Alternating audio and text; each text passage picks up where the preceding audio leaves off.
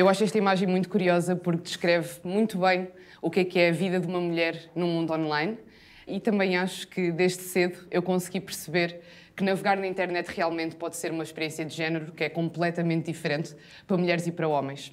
Desde muito cedo eu comecei a andar na internet com 13, 14 anos e comecei a falar de feminismo sem saber que estava a falar de feminismo. Comecei a dizer que as mulheres deveriam poder usar a roupa que querem, tirar as fotografias que querem, estarem sexualmente com as pessoas que assim querem, sem serem julgadas ou vistas como inferiores. E este posicionamento desde cedo foi motivo para eu ser alvo de ataques, mesmo sem eu perceber que era por eu ter este tipo de pensamentos. E percebi que havia muita gente que realmente queria que eu estivesse calada e foi isso que me deu força para estar aqui e para não me calar. Estes ataques eram direcionados a mim, à minha família, à minha vida sexual, mesmo antes de eu a ter iniciado. Eu ainda não sabia o que era fazer sexo e já era chamada de tudo e o pior. E estes ataques começaram a ser claramente ligados ao facto de eu ser tão vocal na violência sexual e na violência de género. Havia mesmo um grande grupo de pessoas que queria que eu não falasse e que queria que eu não falasse especificamente sobre estes temas.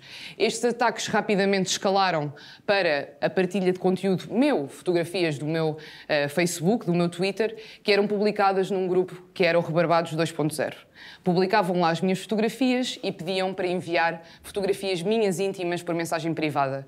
Eu era do 9º ano, tinha 14 anos e realmente na altura não percebia porque é que havia homens adultos a quererem me ver despida contra o meu consentimento e a quererem abusar da minha sexualidade desta maneira. Na altura estava um bocadinho descansada porque não tinha nenhum conteúdo íntimo exposto, mas por um lado ficava nervosa de saber que havia tanta gente a policiar as minhas ações, a policiar as minhas atitudes online.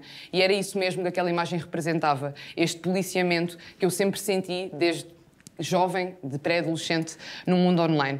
Estes ataques escalaram para a partilha de conteúdo íntimo, que não era meu, mas era associado ao meu nome ou à minha imagem. Era conteúdo partilhado em grupos com dezenas de milhares de membros e as consequências era como se o conteúdo fosse real. Eventualmente escalou para nudes modificadas com Photoshop e inteligência artificial, que eram partilhadas também nos mesmos grupos, sempre acompanhados de boatos graves em relação a mim, à minha vida sexual, à minha personalidade, boatos que duram até hoje e que a última vez que os ouvi foi na semana passada. Eventualmente, em 2019, eu estava no meu trabalho e recebi uma mensagem de um colega a dizer que tinham partilhado um vídeo íntimo meu. E eu pensei que era novamente um vídeo falso ou um vídeo manipulado e disse que não era nada de verdade, de certeza. Eu tinha enviado um vídeo íntimo na minha vida toda, mas eu sabia que havia o risco de cair cá para fora por este constante policiamento das minhas ações. Entretanto, apareceu o vídeo, não era um vídeo que me identificava, não tenho tatuagens, não tenho piercings, não tenho nada que me identifique e no próprio vídeo também não mostrava a minha cara, mas era uma gravação de ecrã com o meu nome em cima, onde partilharam a escola onde eu andava, o sítio onde eu trabalhava, o nome dos meus pais, as minhas redes sociais e isto foi exposto no Twitter, no Instagram, no WhatsApp, no Reddit, em sites pornográficos e no sítio onde foi mais amplamente disseminado foi no Telegram. E foi aí que eu percebi que o problema realmente era muito maior do que eu pensava. O grupo onde caiu na altura tinha cerca de 60 mil membros e eu percebi realmente que isto era um problema muito maior do que eu imaginava. E isto já acontece pelo menos há 6 anos, no entanto, no ano passado, fez uma investigação onde se descobriu que existiam grupos com 70 mil homens onde se partilha diariamente conteúdo íntimo de mulheres e de meninas, ok? Estes grupos já existem há muito tempo, o Telegram nada faz em relação a isso, estes criminosos continuam a ter a possibilidade de ser anónimos e, para mim, o mais assustador não é de todo este grupo, mas sim eu saber que existem grupos muito mais graves e onde se partilha conteúdo muito mais grave do que só simples, entre aspas, nudes. Partilha-se lá conteúdo íntimo de parceiras atuais, de ex-parceiras, até de familiares ou amigas de familiares. Partilha-se também conteúdo difamatório, como eu falei há bocado, e fotografias tiradas a mulheres e a meninas contra o seu consentimento. Tanto em praias, como em estações, como em sítios públicos, como, por exemplo, por cima dos provadores. Há montes de raparigas e mulheres que nem sequer sabem que estão a ser expostas neste grupo e o silêncio do Estado é ensurdecedor, o silêncio da justiça é ensurdecedor e o silêncio também de toda a gente que está lá presente. É revoltante saber que 70 mil membros de um grupo que fazem parte disto, só para vocês perceberem, é mais do que um estádio cheio de abusadores sexuais. E nenhum, até hoje, teve algum tipo de consequências.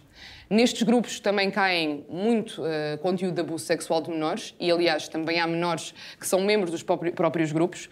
Sempre que existe uma menor a ser afetada por isto, nós vemos comentários nos grupos a dizer essa rapariga anda comigo na escola, essa rapariga é da minha turma, o que mostra explicitamente que também há menores como membros destes grupos. Os comentários são extremamente depreciativos e alguns grupos são divididos em categorias. Universidade de Coimbra, Praia da Figueira da Foz, Estação de Campanhã, onde cada pessoa, aliás, onde uma mulher ou várias mulheres destas comunidades são expostas nestas categorias. O mais assustador, como vos disse, não é o grupo de 70 mil membros, é o saber que existem grupos com mais do dobro de membros. Para vocês perceberem, há cerca de 11 mil táxis em Portugal, por isso é muito mais provável nós cruzarmos com um membro deste grupo do que cruzarmos com um táxi quando saímos à rua. Eu demorei 10 minutos a chegar aqui de carro e cruzei-me com 5 táxis. Por isso, fazendo contas, iria-me cruzar com 50 membros deste grupo. E isto são pessoas, principalmente homens, que não respeitam o nosso consentimento, nem de ninguém. E não é só online, porque, como vos expliquei, eles também vão para a rua, eles também fotografam mulheres, fazem esperas à porta das escolas para verem raparigas a sair delas. Ou seja, são pessoas que, para além de serem criminosos, não têm qualquer respeito pelo consentimento das mulheres. E são impunes. Porquê que eles são impunes? Na verdade, há uma grande falha na lei portuguesa e não só, e todos nós também fazemos parte dessa falha da sociedade, que é também julgar as vítimas, e eles sabem que podem se aproveitar desse silêncio, de que as vítimas ficam em silêncio, não contam a ninguém, não falam nem com o melhor amigo, e eles aproveitam-se disso para continuar a cometer estes crimes. Para além disso, a lei é muito fraca neste sentido e as próprias plataformas meio que inibem este tipo de violência. As lacunas são gritantes. Só para vos explicar, isto não é um crime público, o que significa que estamos sempre dependentes da queixa da vítima para fazer queixa, para fazer uma denúncia. No entanto, há muitas pessoas que estão a ser expostas nestes grupos que não sabem que estão a ser expostas. Há pessoas que são fotografadas e que não sabem que foram fotografadas. E há pessoas que sabem que existe conteúdo íntimo, mas ainda não se depararam com ele. Ou seja, é quase impossível levar estas pessoas a fazer uma queixa quando elas próprias não sabem que isto é uma situação. Para além disso, não é um crime específico, pode-se enquadrar em violência doméstica, pode-se enquadrar em devassa da vida privada, mas não há nenhum crime autónomo para este tipo de situação, o que cria, obviamente, uma confusão não só nos advogados e nos juízes, mas também entre nós, comuns membros da sociedade. E para mim a parte mais grave de todas é que isto não é um crime sexual. O que quer dizer que qualquer pessoa que esteja nestes grupos, qualquer pessoa que partilhe nudes de uma rapariga ou de uma menina, não tem cadastro como criminoso sexual. O que quer dizer que pode trabalhar com crianças, pode trabalhar com vítimas e pode trabalhar com pessoas vulneráveis. Há grandes mudanças que têm que se fazer, já foram pedidas várias vezes, já foram mulheres gritar para a rua para pedir que estas mudanças sejam feitas e que as nossas vozes sejam ouvidas, mas na verdade, até agora, ainda nada mudou. A única coisa que muda é o aumento destes crimes e o aumento destas denúncias. Por outro lado, as lacunas no apoio à vítima também são gigantes. Eu tenho situações de raparigas menores que tiveram nudes partilhadas e quando vão fazer queixa, em vez de chamarem pelo nome na esquadra, perguntam: a rapariga das nudes está aí, à frente de toda a gente. Tenho polícias a julgar as vítimas, a dizer que não vale a pena fazer queixa, ou até que a culpa foi delas e que elas é que se meteram nesta posição por terem partilhado a intimidade com alguém em quem confiavam. E isto vai desde o início, desde a primeira queixa na esquadra, até à última sessão do tribunal. Todos estes processos podem ser gritantes e revitimizantes para a pessoa. Obviamente que isto tudo que eu estou a falar, muitas pessoas chamam de pornografia de vingança, pornografia não consentida. No entanto, pornografia é tida em conta como entretenimento, e isto é tudo menos entretenimento, e vingança também parte do pressuposto que tínhamos feito alguma coisa má inicial para merecermos este tipo de violência. E não há qualquer coisa que nós possamos fazer para merecermos ter a nossa intimidade violada publicamente para toda a gente ver. Por isso, peço-vos para não usarem esse termo, que é bastante errado, e não só errado, também faz parte de toda esta nossa atitude como sociedade de culpabilizar as vítimas. Os impactos destas situações são gigantes, eu acho que todos nós conseguimos perceber isso. Há pessoas que não falam com ninguém, não falam com os melhores amigos, têm que mudar de escola, têm que mudar de cidade, têm que mudar de nome, têm que mudar de país, muitas vezes, têm stress pós-traumático, ideações suicidas, os sintomas são muito semelhantes a uma violação e muito parecidos também a uma depressão e causam muita ansiedade, obviamente. E, infelizmente, todos estes lugares que estão aqui vazios podiam estar preenchidos por pessoas que perderam a vida por terem passado por isto. E nós todos temos um papel nisso, temos um papel de mudança, podemos não julgar, podemos não criticar, podemos falar com todos os nossos amigos e mantê-los capacitados e cientes do que anda a acontecer online e não permitir nem fazer parte deste tipo de violência. Nós, ao não partilharmos, podemos mesmo salvar uma vida. E esta questão, que eu costumo pensar que o crime em si às vezes nem é o pior problema, é mesmo tudo o que acontece a seguir. Primeiro, a reação da sociedade. Eu fui vítima de um crime e o que a sociedade tem para me dizer é um dedo a apontar em vez de uma mão para me ajudar. E isso é, obviamente, frustrante para uma vítima de um crime sexual, ok? Se a nossa vida já foi completamente virada do avesso por termos sido vítimas de um tipo de violência sexual e termos a nossa sexualidade completamente exposta, imaginem depois disso ainda termos dezenas, centenas ou até milhares de pessoas a apontar-nos o dedo e a dizer que nós não nos respeitamos, que nós, se calhar, até queríamos que aquilo nos acontecesse, que nós nos metemos a jeito, que nós também confiamos em qualquer pessoa, envolvemos-nos com qualquer pessoa. Isto é muito frustrante para uma vítima e é mesmo um processo de revitimização. Para além disso, muitas vezes este conteúdo continua a ser partilhado até mesmo depois das pessoas terem tirado a própria vida. Uma situação da Silviana Cantone, que é uma rapariga, era uma rapariga italiana que teve nudes partilhadas por um colega de trabalho e mesmo depois dela já não estar cá, o conteúdo continua ativo em sites pornográficos e continua a ser partilhado no Telegram. Isto é uma revitimização, como vos digo, pode durar até ao fim da nossa vida e muitas vezes até depois dela acabar.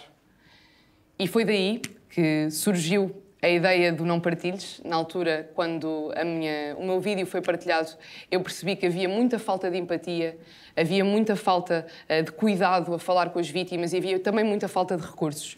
E foi daí que surgiu o movimento Não Partilhes, que agora é uma associação. Na altura, como movimento, queríamos mesmo exatamente o que eu estou a fazer aqui, sensibilizar as pessoas para que percebessem que realmente isto tem um grande impacto na vítima e que se a culpa tem que ter um lado, está do lado dos criminosos. Mas eu percebi rapidamente que o problema, como vos disse, era muito maior do que eu imaginava. Em uma semana nós recebemos mais de 1000 testemunhos. A pessoa mais nova que veio falar connosco tinha 9 anos, a pessoa mais velha tinha 66. Só para vocês perceberem, isto pode acontecer a qualquer uma de nós, a qualquer um de nós, em qualquer idade, de qualquer género, qualquer orientação sexual. Claro que as mulheres, infelizmente, são a maior parte das vítimas, mas isto pode acontecer a qualquer pessoa que ande na rua ou que tenha redes sociais. E foi daí que começou a associação. Nós agora damos apoio à vítima, damos palestras escolares, tanto a crianças como a alunos da faculdade, a professores, a pais encarregados de educação, a crianças sem retaguarda familiar e também participamos em discussões, tanto nacional como internacionalmente, para que haja uma melhoria ou uma reforma no apoio à vítima e também uma melhoria legal. E também maior responsabilização por parte destas plataformas que inibem este tipo de conteúdo. Na Google, se nós pesquisarmos como matar um gato, não nos aparece nada ou aparece alguma coisa a perguntar se precisamos de ajuda ou que aquilo é um crime que não se deve fazer. Se nós pesquisarmos como colocar uma mulher nua com inteligência artificial, aparecem mais de 100 plataformas onde nós podemos fazer isto. Okay? E podemos fazer isto também com uma foto de uma pré-adolescente, de uma menor de idade. Ou seja, estes motores de pesquisa, estas plataformas, estão a oferecer formas de violentar a intimidade das mulheres. E não têm qualquer responsabilidade, não respondem legalmente, mantêm conteúdo ilegal, tanto de menores de idade como de maiores de idade, ativo durante meses e semanas, que, como vocês sabem, fica disponível para qualquer pessoa poder guardá-lo e não têm qualquer tipo de consequências legais. Nem os criminosos, nem as plataformas. E eu gostava de vos fazer uma questão que eu costumo fazer às crianças e acreditem que é assustador. Quantos de nós aqui é que conhecemos alguém que teve nudes partilhadas? E quantos de nós aqui é que já viram essas nudes? E quantos de nós aqui é que já fizeram parte de um grupo? É que já partilharam? É que já riram? É que já julgaram? Que já criticaram? Que já culpabilizaram? Nós todos fazemos parte do problema ou podemos ter feito parte do problema. A única parte positiva é que também podemos fazer parte da solução. Todos falarmos uns com os outros, capacitarmos os nossos colegas, os nossos amigos, promover estes diálogos, se ouvirmos alguém a julgar, se ouvirmos alguém a partilhar este tipo de conteúdo, se ouvirmos alguém a criticar uma vítima, dizer, olha, isso não faz sentido, esta pessoa está a sofrer e há um criminoso e uma vítima, por isso, se alguém tem que ser julgado, será o criminoso. E a vergonha tem mesmo que mudar de lado, porque ninguém merece ser exposto desta forma e eu não tenho que me sentir mal ou sentir-me envergonhada por ter sido vítima de um crime. Eu tenho confiança no meu corpo, eu tenho confiança na minha sexualidade. Quem é que são os outros para me fazerem sentir mal por eu ter sido vítima de um crime? Não faz qualquer sentido se nós realmente pensarmos bem nisso. Por isso, deixo-vos também esta palavra para vocês saberem que fazem parte da solução e podem salvar a vida de alguém só por falar nisto com os vossos amigos, só por não fazer uma partilha, só por serem o espaço seguro para alguém poder falar com vocês. Acreditem que isto é uma lufada de ar fresco na vida de alguém que está a ser vítima de um tipo de violência sexual. Agora, coisas boas, também não vos quero só trazer coisas más. A parte positiva de toda esta situação é que o crime de devassa à vida privada aumentou a pena de 1 ano para 5 anos, em 2021. Pode não parecer muito, mas todos os crimes na lei portuguesa que têm pena até 1 ano, normalmente não têm qualquer tipo de pena efetiva. Ou seja, isto foi uma grande mudança e foi uma grande conquista para nós. Para além disso, eu vejo muito interesse por parte das instituições públicas, privadas, organizações, têm muito interesse em falar disto, convidam-me para as escolas. Infelizmente, eu sou só uma. Gostava de me dividir e conseguir ir a todas, mas vejo o interesse por parte das instituições que querem capacitar as suas comunidades, querem que as pessoas estejam informadas. E, para além disso, eu não tenho dados nem números para medir isto, mas eu vejo uma reação muito mais positiva da sociedade perante este tipo de crimes. Vejo as pessoas muito mais reativas, muito mais chateadas, muito mais indignadas com este tipo de crimes e eu acho isso realmente positivo e acreditem que o meu coração, como pessoa que passou por isso, fica mesmo muito quentinho de saber que tenho tanta gente do meu lado e que tenho tanta gente, não só do meu lado, contra este tipo de coisas. É mesmo muito importante para mim. Por fim, quero-vos dar uma palavra de coragem e de esperança. Nem tudo é mau. Neste momento temos visto notícias chocantes diariamente sobre homens que violam diariamente a intimidade de mulheres, fotografias por debaixo de saias, fotografias em praias, mulheres a serem violadas na rua por adolescentes, jovens completamente radicais, mas nós podemos mudar isso. Nós podemos mudar isso ao, como vos disse, espalharem a palavra e não fazerem parte desta corrente de violência. Uma partilha pode acabar com uma vida, mas uma partilha também pode salvar uma vida. E o criminoso não é só o que faz a partilha inicial, é também o que vê, o que ri, o que partilha só por piada, o que manda para os amigos só porque é engraçado, o que vê a vítima na rua e julga, o que fala com os amigos a gozar com ela, todos estes são cúmplices deste crime. E se nós não queremos ser cúmplices, se nós até queremos ir mais longe e apoiar quem passa por isto, não partilhem. Obrigada a todos por me ouvirem.